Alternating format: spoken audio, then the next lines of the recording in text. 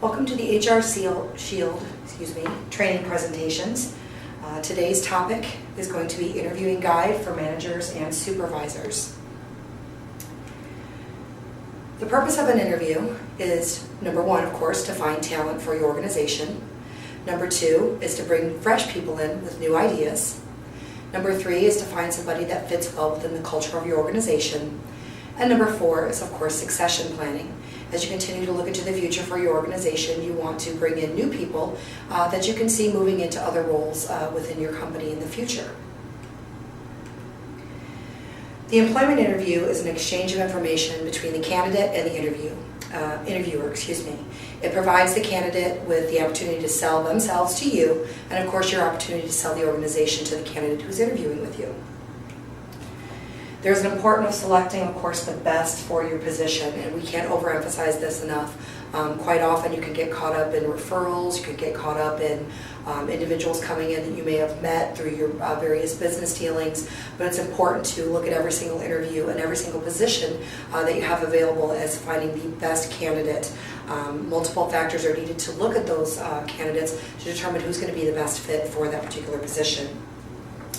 The factors need to be job-related and defendable, meaning consideration must be given to the work experience, the education, the training, the past performance of that individual, appraisals, awards, etc.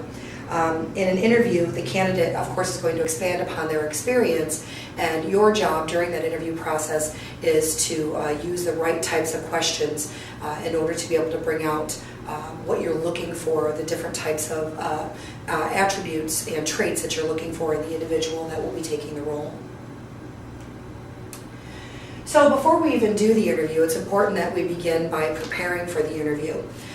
In order to prepare for the interview, the first thing that you're going to do is to arrange for an interview site. You want to ensure that wherever you're conducting the interview is private, that you're not going to be interrupted by anyone, and that you can dedicate a good amount of time to the candidate, and that they're very comfortable, you're not getting phone calls and people coming in the door, etc.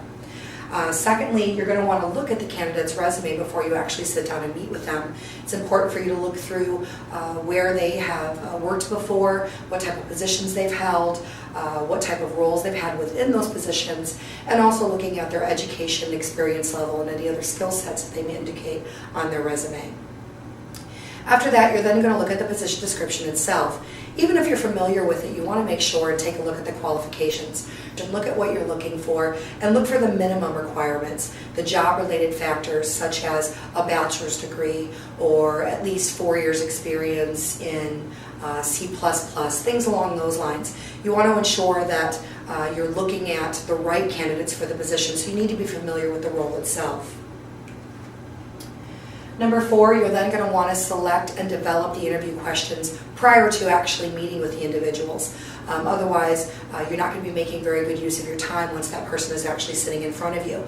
So you need to look for questions that are actually related to the role, and they're going to elicit information from the interviewee regarding their past experiences. You want to know what type of training they've had, what type of job-related duties that they've had, their performance, how they respond to hypothetical questions. For instance, tell me about a time when you had a customer complaint, how did you handle it? Things along those lines that actually will elicit a response that will allow you to listen and determine whether or not this individual, of course, is suited for the position. And then finally, number five is to allocate sufficient time for the interview. You want to ensure that you're not rushing, that you're giving ample amount of time to each person that comes and sits in front of you, and that you're able to garner the information that you're looking for within that interview. The recommended steps when you're conducting an interview is to follow these 5 different steps. First, of course, is an introduction and welcome. You want to establish rapport with the individual who's coming in. Make sure that they feel comfortable, because establishing that rapport is going to allow them to communicate better with you and to answer those questions and give you the information that you're looking for in terms of the position. Number 2, use your job-related questions. It's extremely important. While garnering behavioral type of information from candidates is important on how they handle stress, how they handle multiple deadlines, weaknesses and strengths and so forth, it's also important to make sure that you're concentrating on what type of job-related attributes that you're looking for in terms of skill sets, or KSAs as we call them, the knowledge, skills, and abilities for the position. And number 3, you're going to provide full information about the duties and responsibilities of the position. This is very important as well because although the ad that you place on a career builder in the newspaper is probably a very brief synopsis of the position, it's important to make sure that the applicant is aware of the role that they're applying for and what it is that might be expected of them. So that way, if it's not a role that they're suited for, you'll be able to find out sooner rather than later. And then, of course, you're going to respond to their questions appropriately. Quite often, of course, when you're interviewing someone, they're going to come back and ask you some questions regarding the organization, regarding the role, regarding their responsibilities, and what's expected from them as far as performance is concerned. And we're going to talk about that a little bit later on in the presentation of some questions that you might be asked and what you should be prepared for. And then finally, it's going to be important for you to end the interview in such a fashion that you're extending your appreciation for their time, that they've come in, they've met with you, they've discussed the role, and you've spent some time with them. And you want to make sure to let them know what the next steps are in terms of when the decision will be made, how they will be notified, whether they'll be emailed, called, receive a postcard, whatever the case may be, to let them know the position has been filled. So now what we're going to do, after we have determined where we're going to do the interview, what the position entails, and what questions are going to ask, we're now going to look at some guidelines for actually structuring an interview. There are many different interview types that you can choose from, and depending upon your comfort level, and sometimes upon the position, can determine what type of interview that you're going to conduct. There's a focused interview where we really look at focusing the interviewee to remain focused on what's going on in the interview itself. Quite often you'll get individuals who may go off on tangents during interviews, and your interview guide should be able to clearly state the boundaries for the interview, what questions you're asking, and what you're wanting to accomplish within that interview, and make sure that the applicant is aware of what you're going to cover and what types of questions you're going to be asking them. Secondly, you're going to want to look at questions that are quantifiable.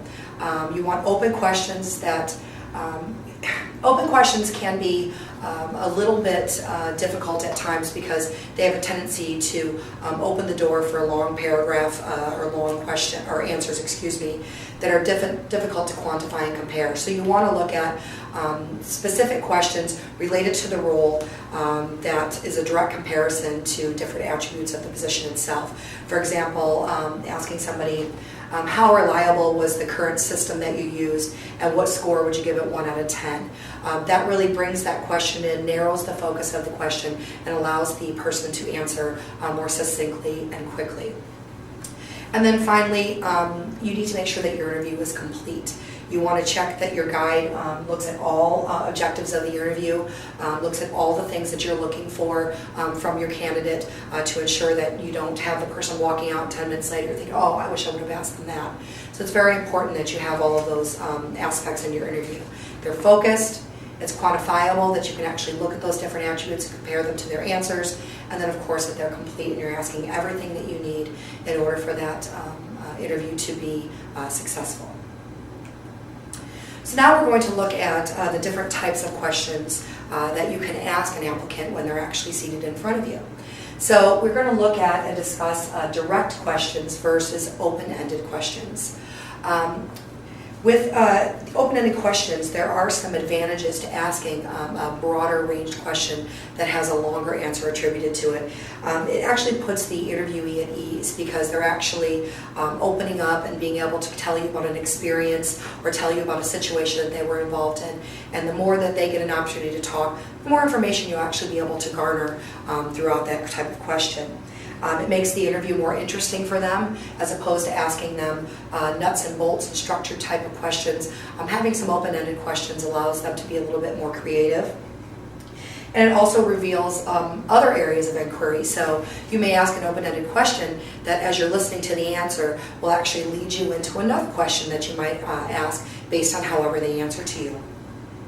The disadvantages to an open-ended question is that you could lose control. As we spoke about earlier, it kind of takes away some of the focus of the question because the individual may elaborate to a point where you've got a 5 to 10 minute answer, which is eating up the time, of course, that you set aside for the interview itself. It ends up looking it can be difficult for you to analyze it later. As you're taking notes, you're trying to pay attention to what the individual is saying. The question's very, very long. When you come back to those notes, you may not really garner as much information from that type of an answer as you would a more structured question. Then there's also closed-ended questions or direct questions, which are a little bit more structured. Those types of questions, as far as their advantages, it's a very efficient use of time. You're able to get the information that you need very quickly from the individual. It's easy to compare from interview to interview when you're speaking to one person and asking those questions, and then of course asking the questions to the next applicant. You're able to compare and contrast the answers and determine the most qualified candidate from that. It's a higher reliability of data, and there's less interviewing skill involved. Quite often you'll have a supervisor or a manager who's conducting an interview who may not be as familiar with the interviewing process. So it's easier to stay on track with structured interview questions as opposed to open-ended, because you could very easily lose control of the interview itself. And it helps focus your interviewee as well. When they know that you're looking for a specific question or a specific parameter to a question, it's easier for them to answer and keeps them focused on the task at hand. The disadvantages is it can be boring to the person who's interviewing. If you're simply asking real quick, closed-ended, structured types of questions, it could really take away from, again, that creativity or their experiences, because the best predictor of human behavior is their past experiences, their past behavior. So asking those open-ended questions can garner you more of that information as opposed to a structured or closed-ended question.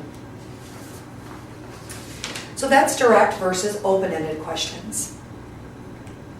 Now we're going to look at reflective questions. Reflective questions are also important in an interview because you're gaining additional information, you're clarifying issues, you're avoiding any misjudgment, and it's asking the interviewee to give you more information. Reflective are very powerful, and they're seldom used with a skill or consistency. Generally what you're looking at is, let's say, for instance, throughout the interview you discover that there was an issue in their last organization where there needed to be some improvements in their quality system. So asking this type of reflective question will ask them, okay, so you think there could have been some quality improvements. What do you think could have altered that outcome? And that allows them to reflect back on a previous experience or reflect back on something that happened that they were involved in and tell you maybe how they would have reacted, how they would have acted in that particular situation. And that helps you garner some additional information based on certain scenarios or situations. And then finally, you have to be cautious when it comes to leading questions. Leading questions are basically giving away the answer in the question itself, or asking them the question, like giving them the answer before you even ask the question. They're going to tell you what you want to hear. For instance, we need someone with good planning skills. Tell me how you plan.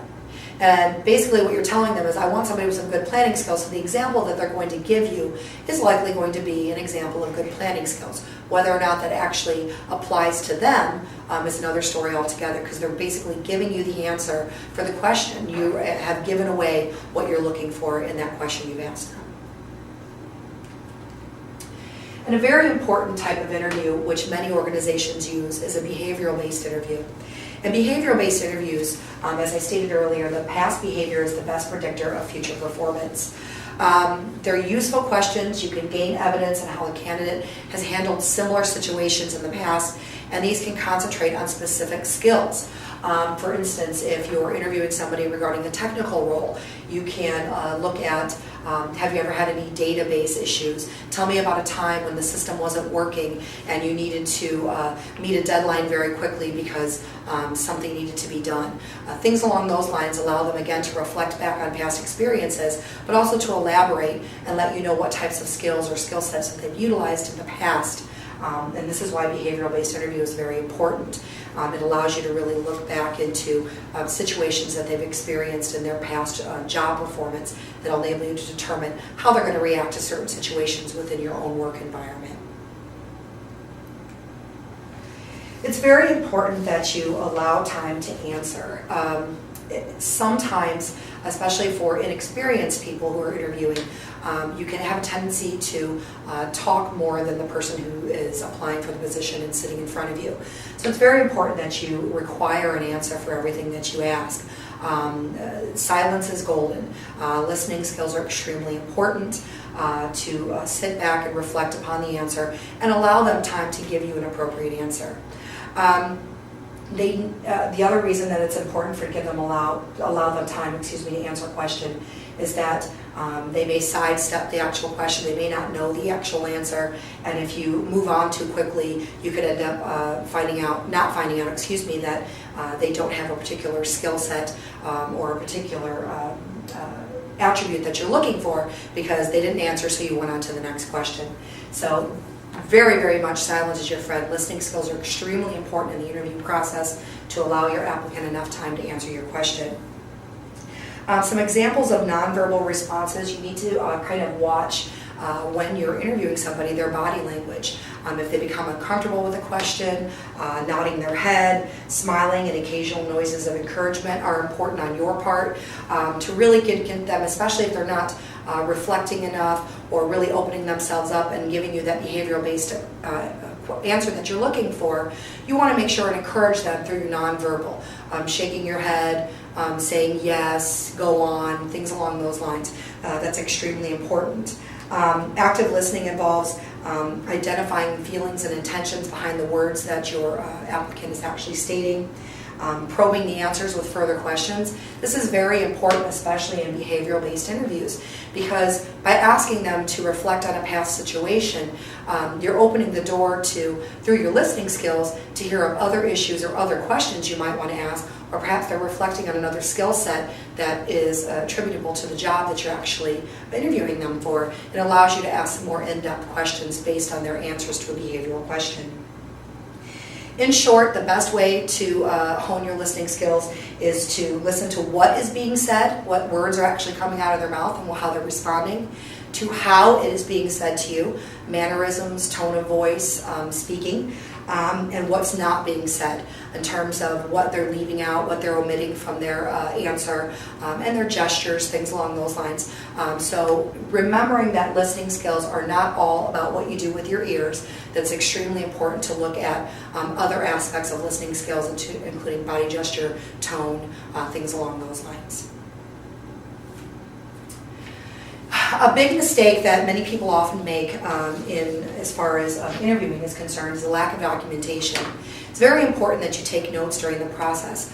I would definitely not recommend typing notes when you're talking to somebody throughout the interview, because you're looking at your screen and you're looking at your keyboard rather than focusing on the person themselves. It is not recommended that you record an interview, as you generally have to have some type of permission or a legal document in conjunction with that. So do not record the interview either by video or tape recorder.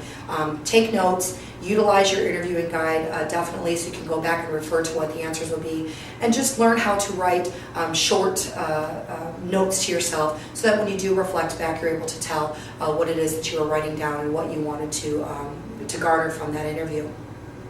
It's really going to improve your decision making. As you know, with so many applicants applying for the same position, it's very feasible you could have 20 applicants for one role. If that's the case, you need to really be able to look at 20 different interview guides to discern your notes and determine out of those 20, pick the top 5. And in order to do that, you need to make sure that you've got good notes written down. And it's also important to use a scorecard. Many individuals, when they create their interviewing guideline, will attribute certain numerical points to each question. And what this allows you to do is to come up with a final score, so it's easier for you to pull your top candidates based on their answers in a structured interview environment. So it's definitely good for multiple candidates, so that you're able to go back through and pick your best. It's very important that you do not make promises during the interview process. This includes not promising bonuses, not promising promotions. You can recommend that with good performance, that this role will eventually move into a different or more broader spectrum. But you need to be very careful in being specific, because if you do end up hiring that individual, and then they may say that you promised them a promotion in the interview process. Do not guarantee them a position. It's very important to understand that quite often you can end up getting an applicant in front of you that you just think is perfect for the role, but you still have 4 other applicants to see. It's important not to let them know or give the insinuation that you've made the decision and they are the person for the position, because you may find a better candidate within those remaining 4 interviews. So it's important to remain neutral in that aspect until you've had time to really look over your documentation, your scorecard, and determine your best top candidates for the position. And finally, do not set any false expectations. Keeping the interview very clean in that aspect is extremely important, because again, you could find yourself in the future being faced with an individual who claims that you made promises during the interview process that you should not have made. So we're going to talk a little bit about some interview do's and some interview don'ts. So first of all, when you have the person in front of you, do definitely want to speak about their qualifications. It's important to know if they're qualified to do the position to which you're interviewing them for. Secondly, you want to look at their experience, the past companies they've worked for, their responsibilities, their job title, and what was required of them in each of those roles. You'll want to look at their education. This is not only limited to, of course, their degree, but also any trainings and additional types of certifications that they may have received. You want to look at job-related activities. Quite often individuals will list on their resume different types of trainings or job-related activities that they've received while they worked at their previous companies. You definitely want to expound on those if they relate to your position. You want to speak to them about their career goals and objectives. It's important to know where this applicant sees themselves in the future and how that could work into succession planning in your current organization. You want to know what their plans are for their further self-development. It's very important to find out, is this person ambitious? What types of things would they like to accomplish? And quite often in that you can find out that maybe they're not planning on staying in your industry for very long, and that's always a really good indicator as well. If you find out that they could end up only looking at staying in your company for a year or 2, as opposed to remaining on further than that. And then also you want to talk about their availability for travel, their overtime, and their work schedules. But we'll talk a little bit about how to ask for particular questions so that you're not violating the law.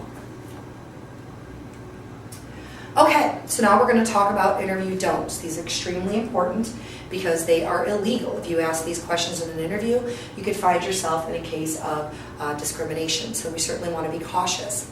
You do not want to ask an applicant's age. Obviously, just asking them outright what their age is an obvious no. You certainly don't want to do that. But there's other ways that you could end up inadvertently asking an interviewee's age. The first is, of course, what are your retirement plans? Do you think you're too old to accept an entry-level position? Those types of questions insinuate that their age is a factor in the interview, so you want to be cautious not to ask those types of questions. Secondly is children or child care. You do not want to ask an applicant how many children they have, do they have child care, what are their family plans in the future. Those are all could be considered discriminatory. So definitely do not ask any questions in terms of that. Quite often you may fall into the trap of, well, this position does require some overtime, do you have reliable daycare for your children? You don't want to ask anything like that, because if you were not to hire that individual, they could say that you discriminated against them because they were a mother and they had children. You definitely do not want to ask about marital status. If they're married, what does their spouse do? How long will their spouse, especially if you're talking to somebody whose spouse is in the military, you do not want to ask any questions about how long they expect to be stationed in this particular area. Anything along those lines could be considered illegal as well. And then, of course, never, ever, ever ask anything about religion. Even if your company requires a Sunday shift, do not ask anything about, can you work on Sundays, do you have to go to church, things along those lines. You definitely don't want to go there, because that is a protected class under the EEOC if you ask a question about religion. And do not hire an applicant, whether or not you meant to, based upon that question. They could actually sue you and say that you did because you asked them something about religion. So be very cautious about that. Do not ask about their race or national origin. asking where they're originally from, or are they a resident, what languages do you use, or sometimes if you hear somebody with an accent, well, is that Scottish, is that Irish, is that Jamaican? You don't want to do anything along those lines, because then what you're doing is bringing the question back to nationality, and that could definitely cause you a problem because it's also another protected class under the EEOC. If you don't hire this person and you've asked a question like that, you could find yourself in a discrimination suit.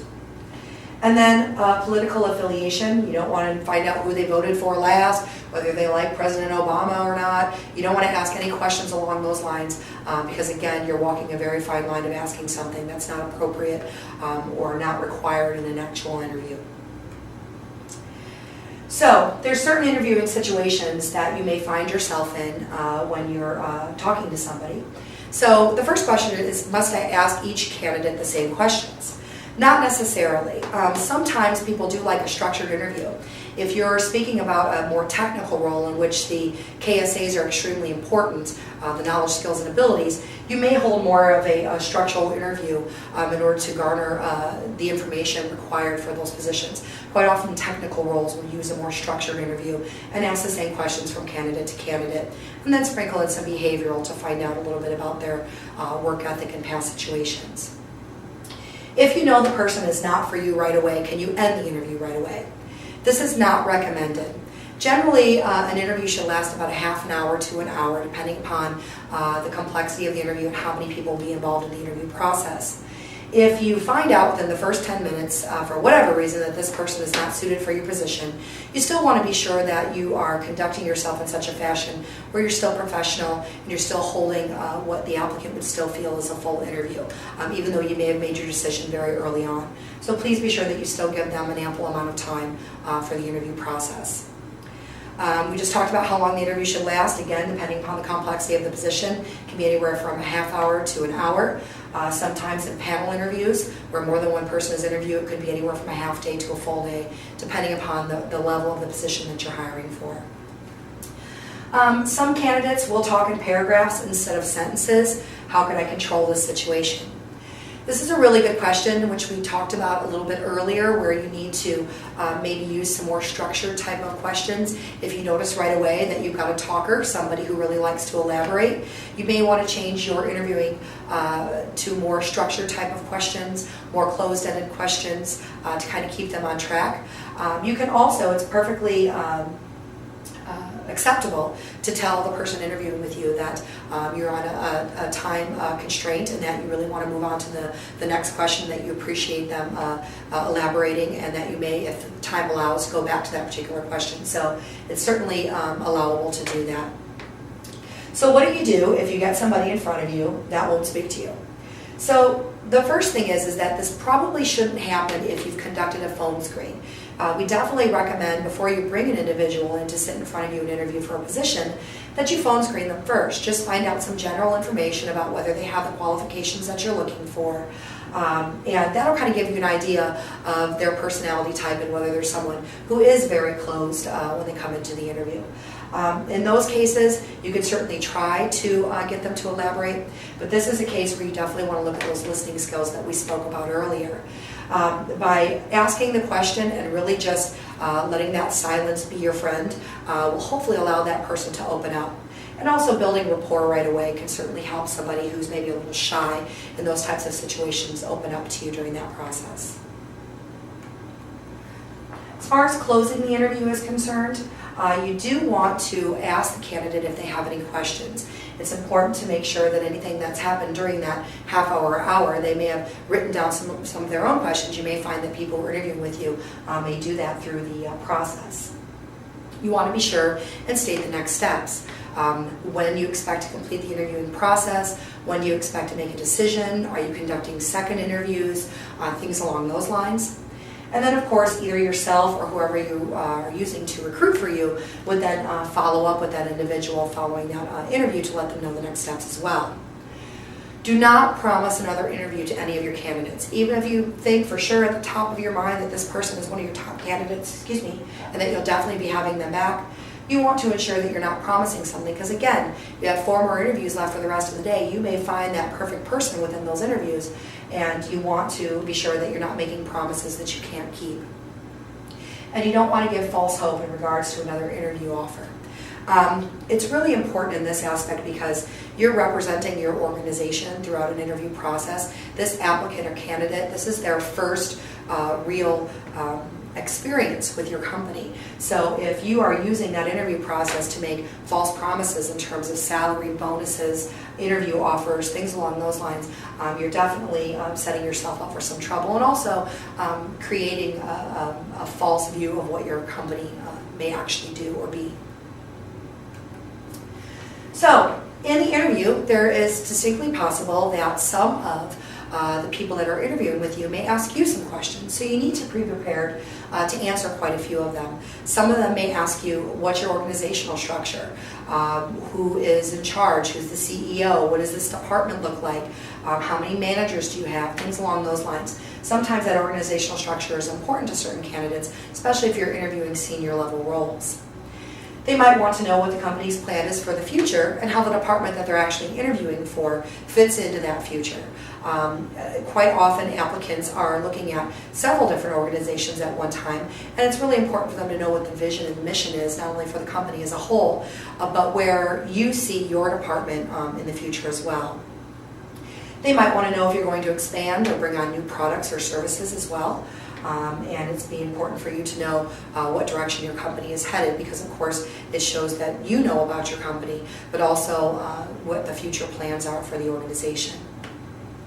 They might want to know what major skills and abilities they're going to need to perform the job right away. When I start, what am I going to need to start doing right away? What skills I'm going to need to fall back on? What are you looking for in this position? They may ask you those types of questions. You need to be prepared to answer those as well.